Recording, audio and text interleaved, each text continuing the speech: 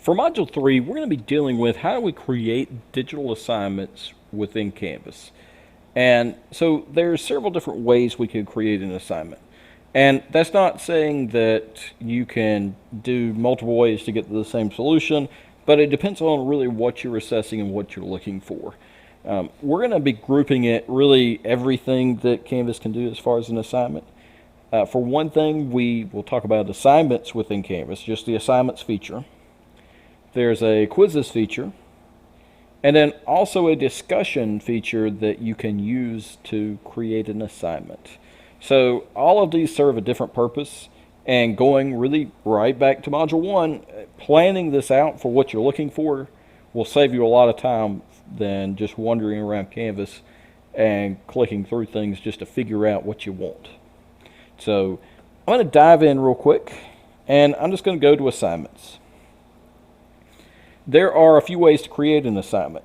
I can either create an assignment here, or if I already have assignment groups set up, I can add it from the assignment group. So let's not confuse modules with assignment groups. Typically, assignment groups are going to be grouped together based on kind of your grading criteria. So for PowerSchool, they call these categories. It will import these in from PowerSchool if you need to sync over grades to PowerSchool. If not, then you don't really have to worry about creating assignment groups, but you can if it makes it easier for you to find what you're looking for. Now, I wouldn't use these as a way to organize content for students because students don't typically think about, well, is this a writing assignment? Is this going to be a math assignment? Any of those. It makes more sense to organize that content within modules. So I'm just going to go ahead and click plus assignment here, that blue plus sign with an assignment. And then it's pretty straightforward. We just have to give it an assignment name.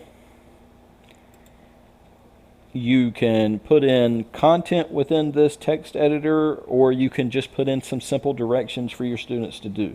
It really is going to come down to how much you told the students ahead of time, or if this is fully online, you really need to be as clear as possible with how things are going to be graded in here, really every detail in here, and try to not leave anything out because it'll be easier to have it right the first time as opposed to having students look at it and then trying to add stuff later.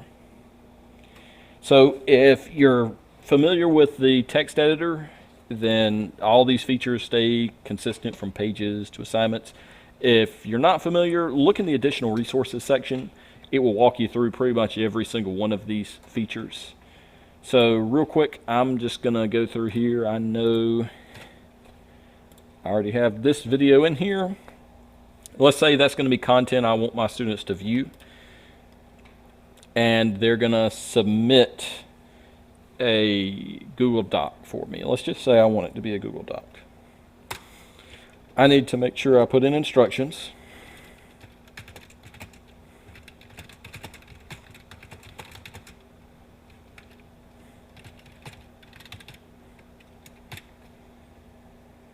I'm going to say this is worth 100 points. And then I need to know exactly how that's going to be turned in. I can actually click as many of these as I want to for online. Now, if it's going to be turned in person, I can choose that it's going to be turned in on paper. So if that's something that you're not even going to have them turn in electronically, you can do that. It works really well to have this in Canvas, mainly because then you're not having to put it in another location for parents to access or students to find where it's at. Everything being in one place helps with kind of where I can go when I need help. I can also say no submission, but honestly, if you're not having a submission, I would kind of tell you not to use assignments because what's the point of having an assignment if I'm not going to submit it? Really all you're doing is putting information. For that, you can use a page. A page works out great for information or housing that. If it's a no submission thing, then really I wouldn't use assignments. I'm going to keep this as online. You'll also know there is a fourth option, external tool. I'll go through that in another video because it's really cool to see some of these external tools for what they can do. Now, all we'll do is go down through here and add these in. You can actually create group assignments within Canvas. Now, this is more of an advanced feature, and if you want to see how this works, I would definitely look at the Canvas guides. They help really explain how this can be used. If not, it's one of those things that you can organize your own groups in class if you would like. This is a feature, but if you're new to Canvas, I'd say keep it simple at the start, and then you can add things in as you go. The same thing for require peer reviews.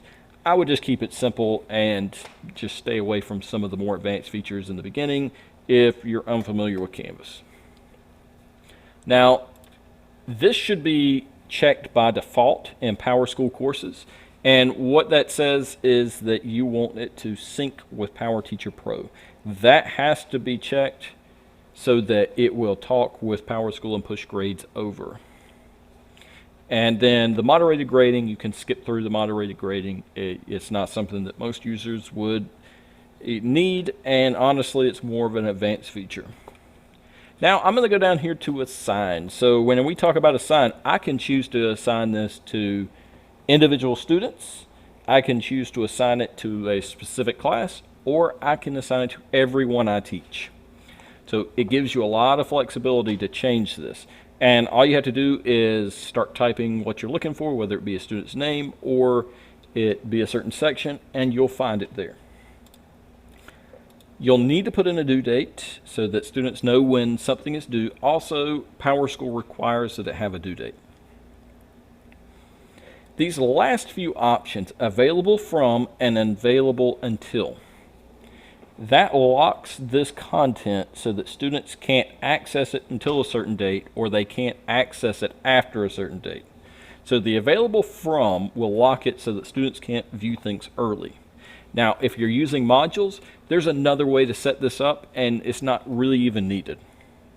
The available until will lock it after that date. So if you say, I want it to be available until September 4th, it will be available for anybody in the course to go and complete until after that date. I really advise people against this because it really makes it to where students can't turn things in even if it's late. And personally, I would rather get something from a student even if it's late, as opposed to saying, no, you have no ability to turn that in, you can't do it. It creates really more headaches than what it's worth. With Canvas, you see exactly when things are due and all of that, and you can still assign credit as you see fit, but having that until date does cause more headaches than it's worth. And then that's pretty much it. If we're ready to go, we hit save or save and publish. If it's a live course and you're not done with it, you can hit save. If it's not a live course with students in it, you can hit save and publish. It doesn't really matter. But at the end, you're going to want to make sure it's published so that students can see it. So that pretty much sums up how we can create an assignment within Canvas.